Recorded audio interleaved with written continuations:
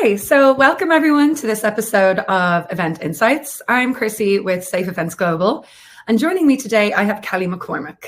So Kelly is going to be talking to us about the different kinds of psychology that comes into planning your events, which I think is going to be a really interesting topic. Feel free to pop questions in the chat as we go along. We can read them out at the end, or if you want to save them for the end, that's no problem as well. So Kelly, I'll hand it over to you. Thanks so much. Okay, let's just share some slides. Okay, amazing. So yeah, thank you so much for having me at this webinar. I hope everyone's doing really, really well. I've worked in the events industry for kind of over 10 years, probably heading towards 15 now. But the background around this presentation is that I graduated with a degree in psychology many years ago. And as I've kind of developed through events, got more senior, I did less of the doing and obviously was overseeing strategy.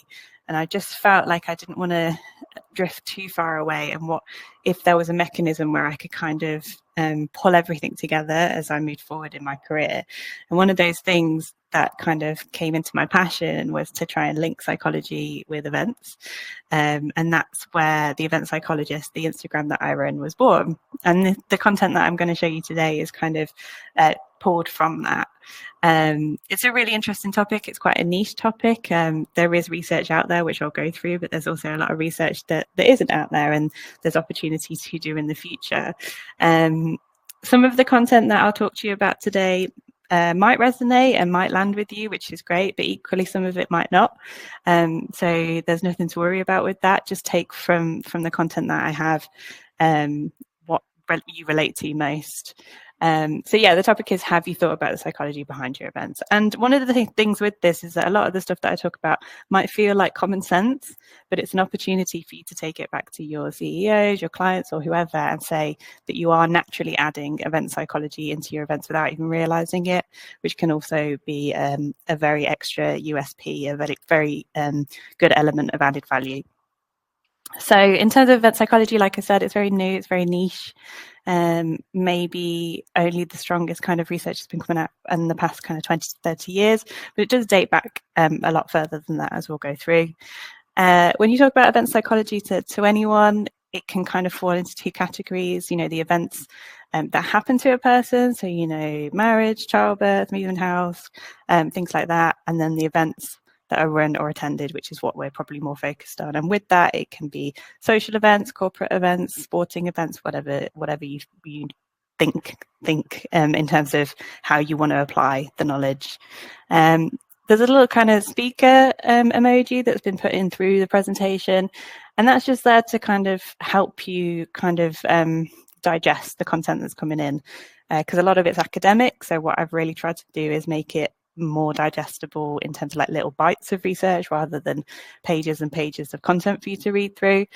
So when you see these reflections, most of them are kind of questions. They're there for you to just ask yourself, have a quiet word with yourself in terms of where this might, where you might be able to pull this aspect of event psychology into your work, or just think about it a little bit more, or speak to your teams about it. So in terms of event psychology, this is all of the content that I've put out so far, and I wanted to do a kind of word cloud, which shows what kind of stuff has been coming up. So obviously psychology is the massive word there, as is event. But there's also little things like paradox, which we'll talk about paradox of choice later. Humor is something that kind of can be discussed in terms of event psychology. Experience, motives, all of this kind of stuff that we really need to think about when we drill down and think about what our attendees might be thinking. So yeah, that was just a kind of visual representation of that, but it will make more sense as we start to go through. So to take it right back, events are behavioral science. So we, as event managers or wherever we work within the events industry, are very skilled at planning and organisation and logistics and getting the job done well. But sometimes we can all be vulnerable to forgetting about the person that works through the door, or people that walk through the door. And that's kind of where event psychology really pulls everything together, is taking a step back to kind of look at how people act, think, feel, all of those kind of things that you wouldn't necessarily have your metrics on when you get a feedback form back. And Victoria Matey is a brilliant researcher within event psychology. She's very active on LinkedIn as well, and I would recommend everyone to kind of link up with her or follow her, because the content that she works on as well is really, really vital to this work. And some of the research that she's done is talking about the psychology of human behavior could be the key to more compelling events. So we spend too much time trying to change the tech, the format, or reinvent the wheel instead of focusing on how our delegates think. Now, I'm very conscious to caveat that events professionals are incredibly busy. So there's a lot of deadlines we have to meet, a lot of budgetary responsibilities we have, a lot of research planning that we have to do. And we don't necessarily have the time to sit down and really think, what each of those 100 delegates is thinking as they walk in the room. But it just is here to talk about, to give you that kind of idea, plant in your brain as an event professional that if you do have that time and you can take that time to really think about what our delegates think, then event psychology might just give you this one up on what you've been doing previously to just push us through to the future in terms of stepping up our game a little bit. So according to Victoria, behavioural science brings together social and cognitive psychology, neuroscience and behavioural economics. So really interdisciplinary kind of field. So there's a lot going on in terms of how we think about our delegates and what we can do for our delegates. And then one really interesting quote that I love to include is from Richard Chataway, who says, "If you're in business, you're in the business of behaviour." Now, eagle-eyed viewers might notice that the research from Richard Chataway is from 2020 and the research from Victoria Matey is 2021. So obviously we need to mention that the pandemic completely changed our industry overnight.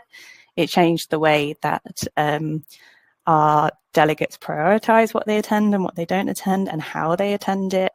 So the business of behaviour and behavioural economics and psychology has never been more prominent, and I think we're all very, very conscious of that and how the industry has changed over the past 5 years, and will continue to change with things like AI and different technology transformations. So we'll start to break it down a little bit in terms of stuff you might be a little bit more interested in when we come to event psychology. So in terms of social psychology, this is probably the most applicable one to events in terms of how people act in social situations. So that might be at a sports game, but it also might be in a breakout room. We're looking at how people are most comfortable, what they get the most out of when they're in these situations, when they're in social situations. Beckendorf and Pierce in 2012 did a really, really brilliant paper, The Psychology of Events, which I would really recommend. They're almost like the OGs when it comes to event psychology. And they've noted that the specialized area of social psychology, which can be succinctly defined as how other people influence behavior, which is particularly relevant to the management of event as leisure activities. So how other people influence behavior. So we'll talk about this a little bit more in a second when we talk about attendees, but if you've got an attendee that it has to be there and is unhappy to be there, are they going to influence how the person that wants to be there and is motivated to be there experiences that event? They might influence them by taking their mood down, or they might not influence them at all. So there's all of this kind of boundaries that we need to think about and consider, rather than, we'll put everyone in the same room and it will be fine. Maybe it won't be. Maybe there's things going on underneath the surface that are affecting your event that you're not conscious of. So Beckendorf and Pierce continue to say that people's choice of events they visit may follow a pattern or be totally unconventional, which is really, really unhelpful for us as event professionals. So from this, we can infer that it might be a subconscious decision on their part. So you might plan for a year for an event, and you have a plan on that floor of when your attendee comes in, they're going to turn left and they're going to do this and they're going to do this. And it's very simple. We've got so much signage, we've got so much carpet tracking in terms of where they're supposed to go and how they're supposed to be present at this event, and they can walk in the door and turn right. And it can be completely out of your control, as we know, but it's nothing. You may look back on that and be like, well, should have planned it better, should have signposted better, but actually we can't control what's going on in people's heads and the way that they're going to act. They're going to act how they want to act. So, but some people obviously might follow the pattern as well. So you kind of trying to manage all of these different personalities and how people behave when they're deciding to attend an event and how they want to attend that. A really, really great white paper from Beyond the Game, really recent in 2024. They found that shorter attention spans, attending an event for bragging right, those two things ranks lower than quality time with a preferred individual, and that consumers are willing to pay more for access to premium seating, exclusive events, or sold out experiences, which is a massive kind of trend change over the past 10 years, and probably even longer. That, you know, there are some people out there that, in terms of the bragging rights, they might attend a certain event, get that snapshot, post it on their stories or whatever, and then leave and not attend it. They just want the bragging rights, or they might stay for the whole thing to have even more bragging rights and get those 2, 3, 4 check-ins. But the way that people consume information has obviously changed. The way that people use social media to kind of showcase their highlights has changed, and showcase their life, and how they want to present themselves authentically or inauthentically has changed. And we need to be conscious of that when we're running our events, and see if we can try and cater to those different motives and those different individuals. So yeah, to talk about attendee types, there's a couple of different examples here of an attendee type being this or this. So a lot of them are quite similar. So just stick with me whilst we go through it. So in terms of attachment avoidance, you can have high attachment avoidant attendees, or you can have low attachment avoidant attendees. So the high attachment attendees, they feel uncomfortable getting close to anyone at an event, and they don't really want to depend on others. They're kind of a lone wolf. They want to just be left alone to kind of get on and explore and be able to leave early if they want to. So in order to try and really cater towards them, we can advertise how the event evokes good feelings, make them feel reassured that they will be comfortable to make their own decisions, that the event will be exceptional quality, so it wouldn't be a waste of their time, and that the costs are fair. So again, that they're going to get return on investment. So all about kind of comfort. Whereas low attachment avoidance attendees, they desire closeness with others because it increases their well-being. So they want to go to that event, and they don't want to just go to the sessions or whatever. They really want to make connections, and they want to feel like they've met loads of new people, and they've had that kind of spiritual moment with those new people that they've met. And if they don't get that, they can feel as though the event wasn't a success. So for those attendees, we can kind of gear advertising our events to them as it being an opportunity for togetherness, for socialization, and to interact with others. So that was some research from 2018 by Kim. So the question here, the reflection for anyone as event professionals is, how would you identify yourself? Would you be low attachment avoidance, high attachment avoidance? And again, even though a lot of this research is this or this, my opinion is that you can be a bit of both. There might be certain events where you feel like you really want to get to know everyone, you really want to talk to everyone and feel that closeness, you do desire that closeness. But there might be other events where you feel slightly just uncomfortable, you're just not feeling it, and you just need to just get on and do the basics of what's required and then leave again. So I always think there's a bit of a flux between the two. So yeah, just something to reflect on. Similarly, there's some great research by Philippe and his colleagues on active and passive attendees. So very similar to the last slide. Active attendees, they have different motives. They want to get involved, whereas passive attendees, they want to fade into the background. These might be your people that have been told to be there. Say if it's a conference or an exhibition or whatever, they might have not had the choice of attending. Both active and passive attendees have a right to be at any event. Of course they do. And some individuals might swing between the two, especially if it's a long day. So again, that's even something else to think about, that your active attendees might be very engaged at the beginning of the day, as we know. But as the day goes on, if it's just taking a little bit longer than expected, if things are overrunning and they had a certain time that they wanted to leave by and that's not been met, then or they've had to leave early because of it, then they might switch to passive. And that's quite a danger if your feedback is coming right at the end of the day. If they've started really on a high and very active and then changed to passive, is there a danger that they're going to rate based on their current kind of mindset? So the reflection here as well is, how much consideration do you give to these category of attendees? Do you think about them being active and passive? Maybe you could. And do you think, again, if passive event attendees are at risk of influencing the active attendees? So again, if you've got that person that's a bit put out, they're there and they didn't want to be there, and they start to kind of spread that in the networking sessions, and they don't really have a good opinion of it, but someone else is feeling like they really enjoyed the session that they've just come out of, does that affect how people think and experience our events and feel at those events? And very similarly, again, high and low specialization. So attendees who are low specialization, they're not yet established in their social world, so they've not yet built relationships with other participants, causing interpersonal constraints. And those with high specialization are highly social, so they're very out there, they're very outgoing.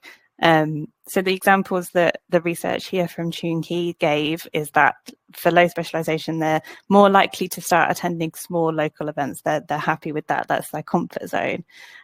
Whereas those with high specialization, they're happy to go across the world to kind of attend a conference.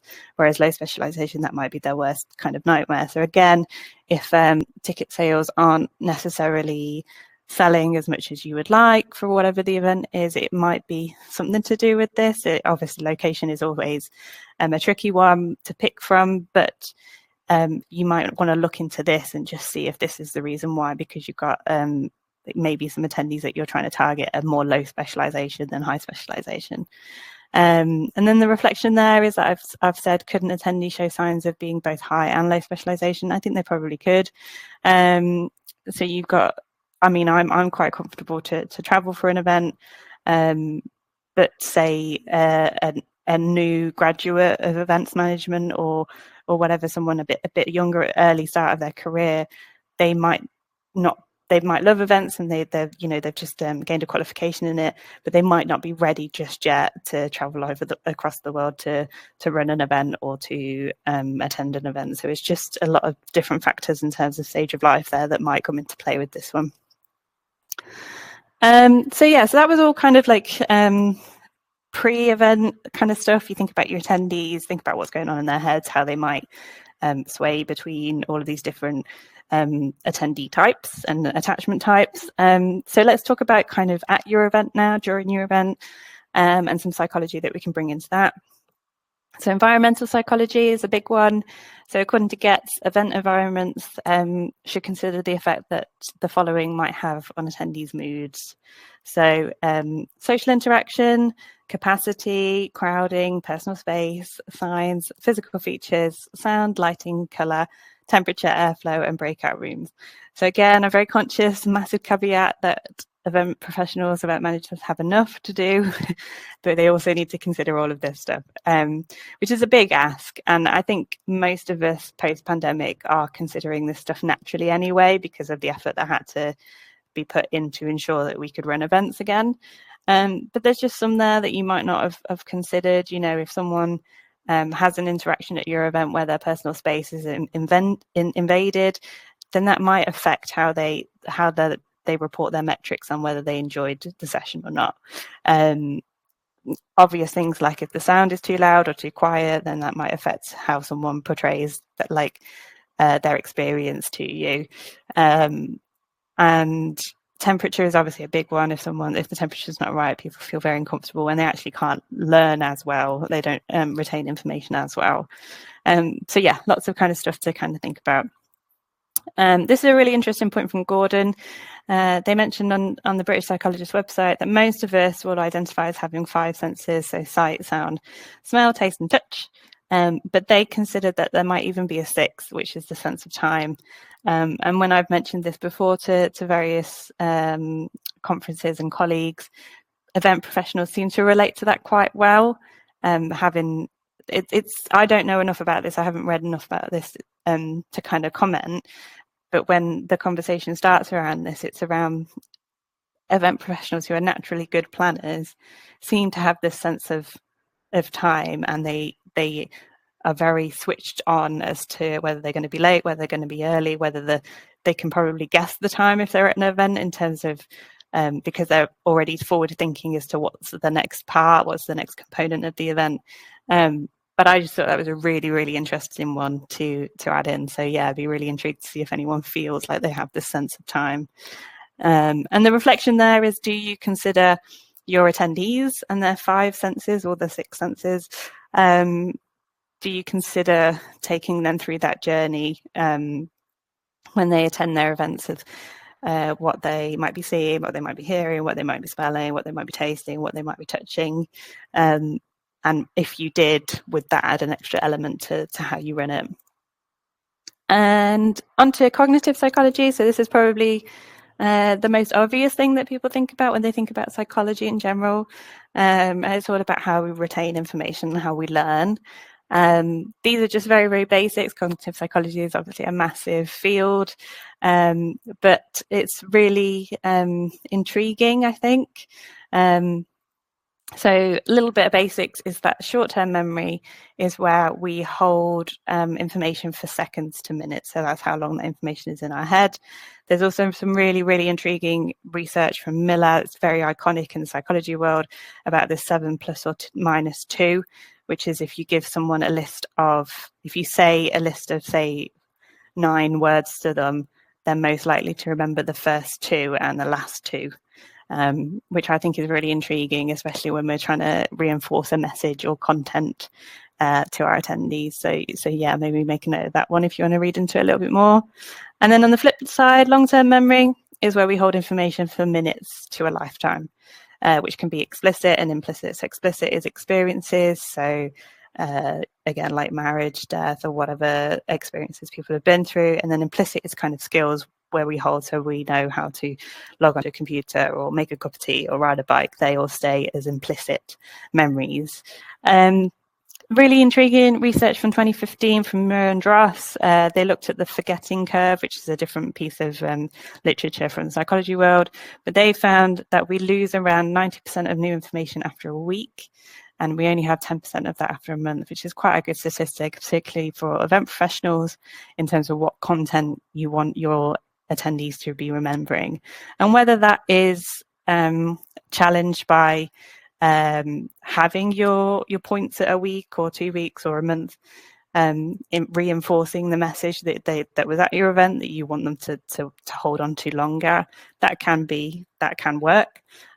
However, one of the points to note is that it is individual differences. Even though they found this research that we lose around 90% of new information and 10% of that's not for everyone. People are obviously very different, and it can come down to the person themselves. And particularly if I think we'll talk about this in a second, but if someone really, really felt something like meaningful at your event, they are going to change that, whatever it was that really hit them deep in their heart or their mind.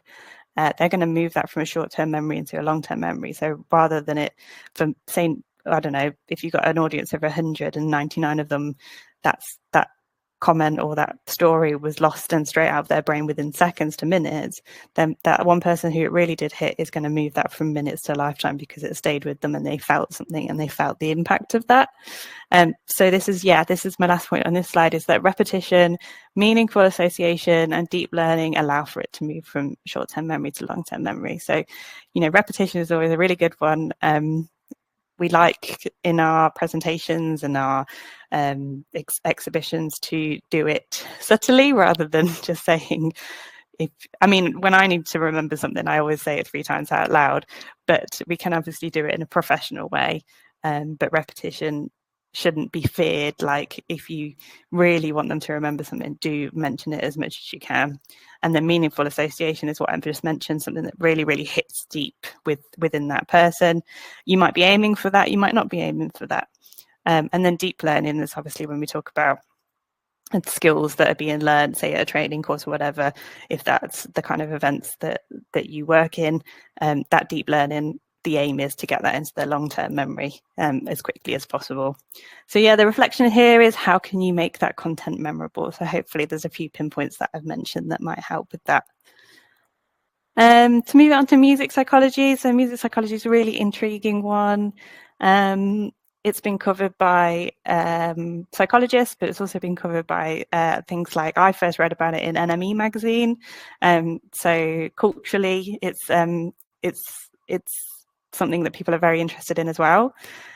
Music psychology itself covers theory, musicians, and musicology. But what we're trying to do is to apply it to events. And how we can do that is by recognizing that music can release dopamine, so the happy chemical. It obviously depends on what music you're playing, and are you going to have to now really spend time thinking about your playlist or what's going to be played at your events? Maybe, because music can release dopamine, the happy chemical, for people that like the music that's being played. But if they really don't like it, is that going to have an adverse effect? So, for example, years and years ago, when I was a young events professional, we had a very professional event happening, and I naturally put the playlist on as kind of classical music because I wanted to keep it kind of as professional as I could be. And all of the kind of reports from colleagues when they came in were, "What's this? Why are we playing this? Let's put some more modern music on." So you might have a lot of opinions that come at you when you start talking about music and playlists and what should be played, but it's quite a nice one to experiment with, I feel. Some research to apply here is in 2013, Schaefer and their colleagues asked a participant pool. So they asked a group of people to complete questionnaires in terms of statements about why having background music helps at social events.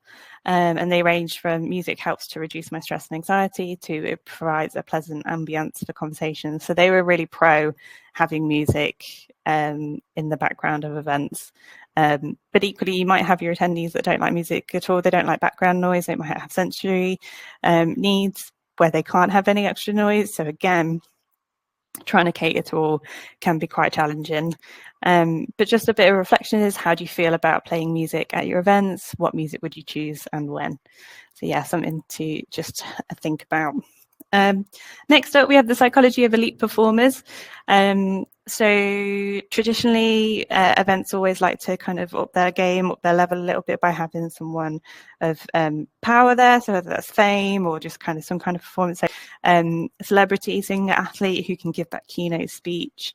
And events can really draw on these people. They're the ones that can really push your messaging, back a good cause, or provide something for media, which then helps you continue to enjoy the success of that attendance at your event. But there is psychology behind this as well. So like I've been saying, your attendees all have their own personalities, but your elite performers are all going to have their own personalities as well, maybe even a little bit more complex. So Beckendorf and Pierce noted that even for the most experienced event performers, the manufacture of a positive environment to create the emotional stage for their work may be necessary. So what they're kind of talking about there is that you might have a very, very famous or high profile keynote speaker that you've seen before, and you just think, oh, you book them and in they come and off they go. But they might actually come with all of these other extra logistics that you didn't anticipate that they need in order to get themselves into their positive environment to create the benefit for you as the event professional. So a very random example is Elton John required a complete makeover of the change rooms of the local sporting stadium, as well as the option to choose among 50 pairs of sunglasses to make him psychologically ready for his concert. So there's things like that which just might add logistics to your event, but also an element of psychology that you haven't really thought about before and that you might be managing anyway naturally. So I'm here to kind of reassure that is a skill in terms of the psychology of elite performers and managing elite performers. They come with their own psychological needs. So a really interesting example with this is that when I was early career again, we booked a keynote speaker of a level of fame. They were famous, and I just thought that we booked them through the agency and that was the job done.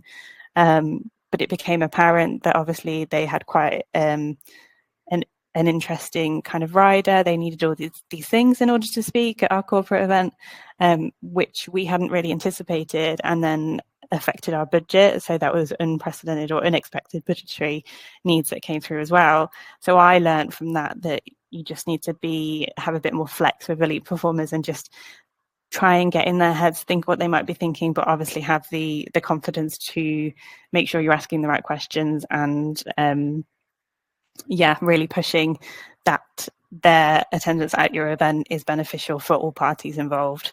So the reflection question is just how would you best manage your event performers?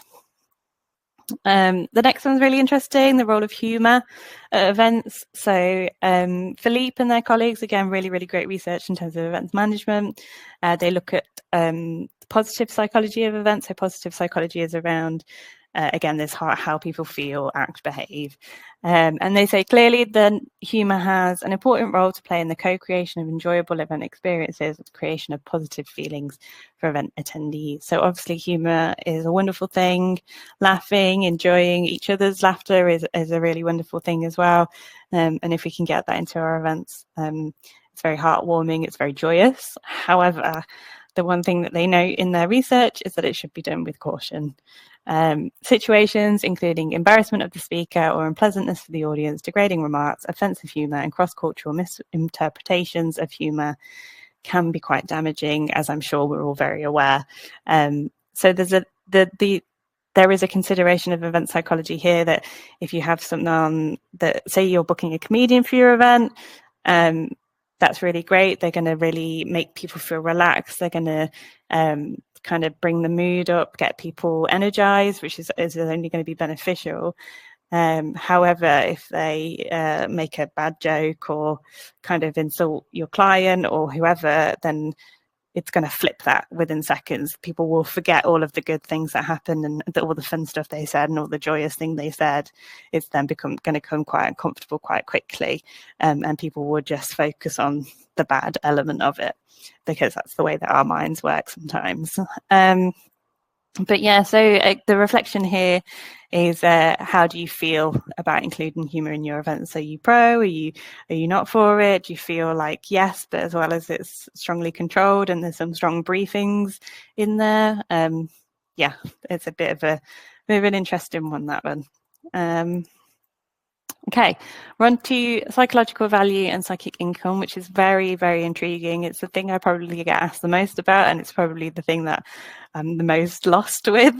But I love talking about it because I think it's so brilliant to just get your mind kind of whizzing around. They're very, very similar. They're very intertwined in terms of the research and how they're used. So psychological value looks at how an event was worth a person's precious time, energy, and enthusiasm. So if we think about return on investment when we're reporting back after our events, the return on investment, you kind of know what your financial number was per person that walked in that room. Whereas psychological value is looking at the non-financial aspects of that. You know, did they feel like their time was put to good use? Did they feel like their energy was at the right levels for the whole day? Did they feel enthusiastic? So all of this stuff that's really, really hard to metric and quantify. Psychic income is defined as the perception of emotional and psychological benefits of an event. So you can see how they're very, very similar and in my opinion, quite interchangeable. If we go back to Victoria Matey, she says that attendee retention is down to creating value through memorable, transformative and fun experiences shared among fellows, making them feel special, different or part of something they care about. Studying and addressing people's cognitive abilities, behaviour and emotions leads to creating psychological value. So this is where we go back to, if you have time to really sit down and map out how you can contribute to someone's precious time, energy, enthusiasm, all of the fun stuff, the transformative moment, the memorable moment, the fun moment that they remember. Yes, they can write it down in a feedback form, or they could do it in an interview or whatever.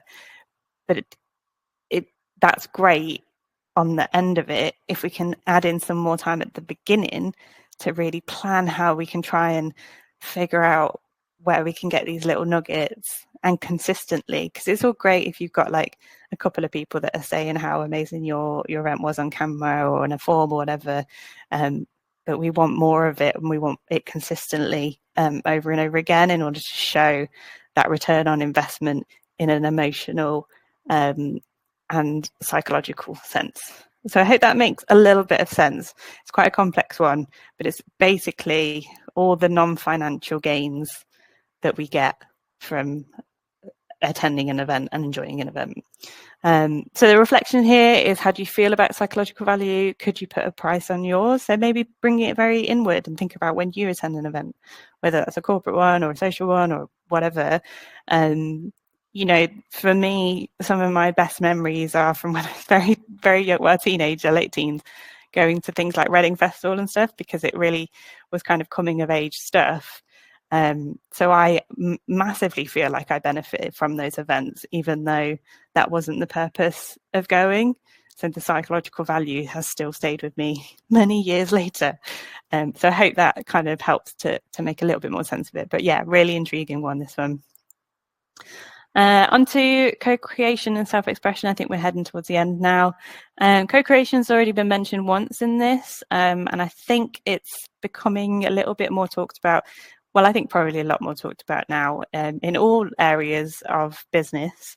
And it's basically when your attendees feel like they co-created their experience. So yeah, numerous festivals, studies of festivals and events have found that visitors are the co-creators of their experience. So for example, like I said about Reading Festival, you know, there's 3 stages, there's all these different bands. I'm like, I'm going to go to here at like 10, I'm going to go to here at 12, I'm going to eat here at 1. I am co-creating my experience. So nobody's told me to do that, nobody's advised me to do that.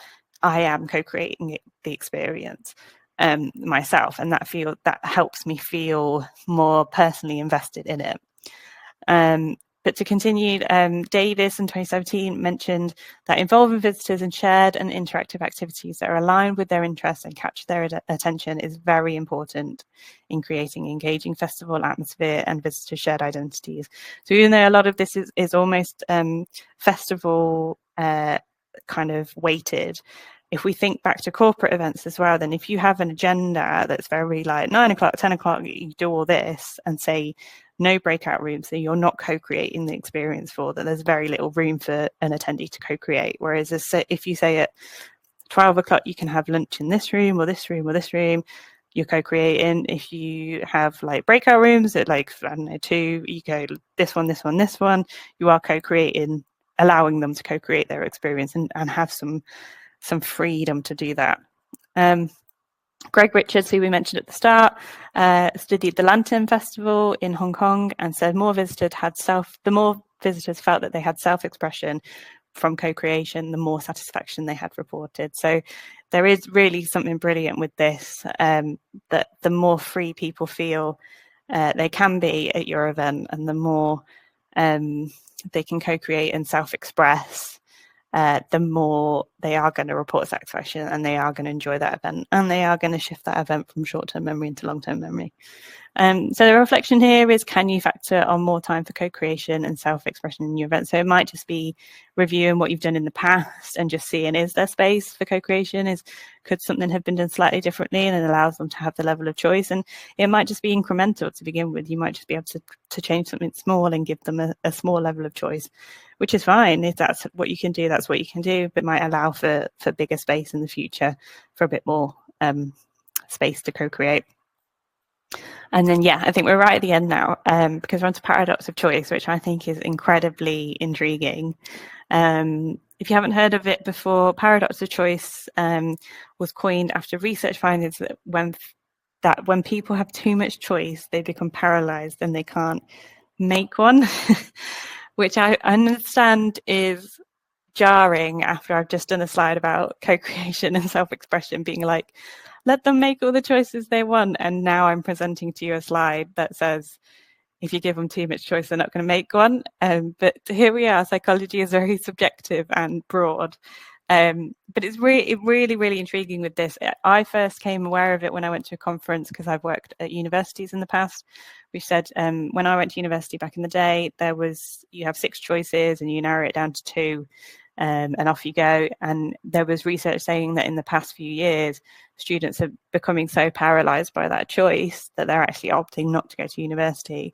And that's how effective that paradox of choice can be. And I'm sure people will start to think about other scenarios in their lives where they might have experienced this paradox of choice. So in 2004, Schwartz wrote about sometimes having less. Sometimes less is more in terms of choice. So having too many choices can cause stress instead of happiness. And when we make less decisions, when we're giving more options. So there's really, really deep stuff in this that can be tough to navigate as event professionals. But if we get the balance right, we can benefit massively from it. Kosan in the University of Leiden noted that choice overload may lead to internal blame for making the wrong decision, even though we might never know it was the wrong decision. So some people might walk away and not make a decision thinking they were going to make the wrong one, and actually it might have led to something really, really nice. So yeah, the psychology of paradox of choice to me is huge. And super, super intriguing. There's loads of research out there if you want to read up a little bit more on it. Because I don't really have an answer for it. It's literally a bit of trial and error. But maybe now that you've heard of it, just reflect on some decisions, I don't know, in your personal life and just be like, am I stuck here with a paradox of choice?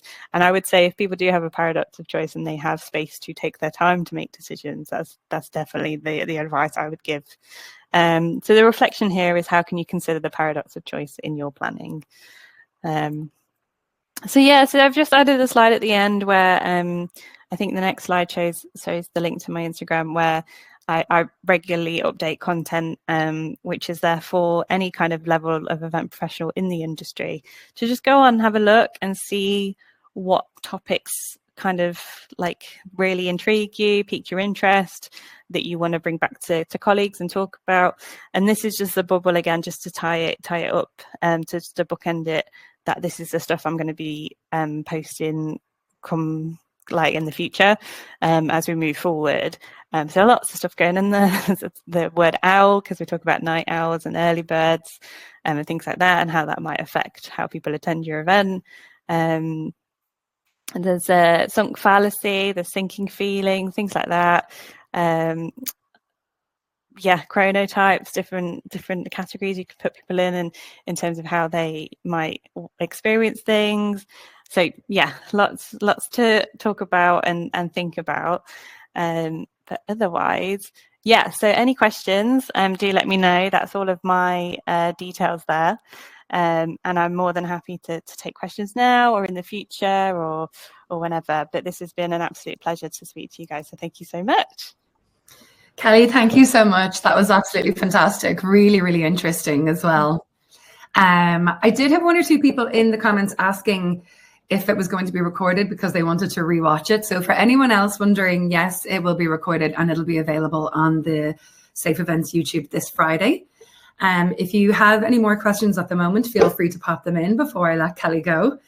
I thought the paradox of choice is particularly interesting. And like, you can think about it even in just your day-to-day life. If you go to a restaurant and the menu is huge, it takes you so long to decide. Yeah. Whereas there's those restaurants who might specialize in like one or two things and they just have a small menu, but everything is really, really good. And you just feel more at ease with what you're choosing, you know? Yeah, for sure. But then what is your likelihood of returning to the one with the minimal menu?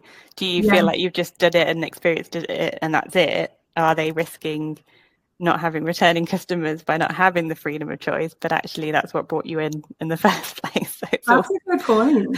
Well, I'm picturing a restaurant in particular in Dublin that specializes in cheap cuts of steak, but they do it really, really well. And I think there's maybe about like 5 different options on that menu just for the main course. They change around the starters a fair bit. But I know a lot of people go back frequently just because the steak there is so good, you know? Oh, I love that. Yeah. And that's they seem to have found the perfect balance. And, you know, there are people out there, including myself, that like simplicity and like just give me, I do find the bigger menus overwhelming. And there is that, like you say, paradox of choice. Oh God, I've made the wrong decision. Or I've got food envy because I've got something that looks great. But yeah, it's interesting when we think about it as ourselves in a personal level of, should we be giving this time in terms of what our attendees are thinking and how they're feeling about stuff? If we're feeling it, then it's very likely that some of them are going to feel the same. Yeah, exactly. Because if they're like, if it's a festival setting or something and they're already maybe a bit overwhelmed, like if it's a sensory overload, that can also make your decisions harder again, can't it? Yeah, 100%. Yeah. And, when back in the day, I keep talking about my child, like my teenagers, there was this option, particularly with festivals that I used to go to, because I used to go year after year after year, that you felt this pressure to attend all 4 days or all 5 days. Whereas nowadays there are people that like to just go for the 1 or 2 and that's their fill. And you go, good for you for knowing where your max is and you're not pushing it and then changing a really nice experience into a horrible one because you overstayed your energy. Yeah. I think introducing day tickets to weekend festivals was a game changer for the festival industry. Yeah. Love that. I also found it really interesting that people were not complaining, but were not so happy with the classical music, because when you were talking through the music choices, I was kind of thinking, like, what would you put on as background noise? And classical was one of the genres that I thought would be just easy for everyone. You'd hardly even notice it because it's almost like elevator music. So it's interesting that people wanted something more modern. But it was because it really shocked me actually when that happened, because there were so many logistics to do with the event that we needed to be on, that the focus on the playlist was higher than I considered it would be. But actually, again, that comes in, if you've got your seniors that are saying, I don't like this, so we're not playing it, then it puts you in a tough position of, well, because they've said no, then should we do that? Whereas actually we find that our attendees do like it. Yeah. So again, there is that complexity of trying to manage all of the different stakeholders in the best way that you can. But always a challenge. Yeah, of course. I think it depends as well on the event and the demographics attending. Yeah. I think for the most part, it's good to have at least a little hint of something in the background. So there's not just that sound of chairs squeaking or silences or something like that. But it is an interesting element. For sure. Yeah. Well, I don't see any new questions coming in, so I think I'll let you go. Okay. But Kelly, again, thank you so much. That was a really interesting topic. And yes, for everyone wondering, this will be on the Safe Events YouTube this Friday. Amazing. Thanks so much, Chrissy. Bye. Have a great rest of your day. Bye. Okay, so welcome everyone to this episode of Events.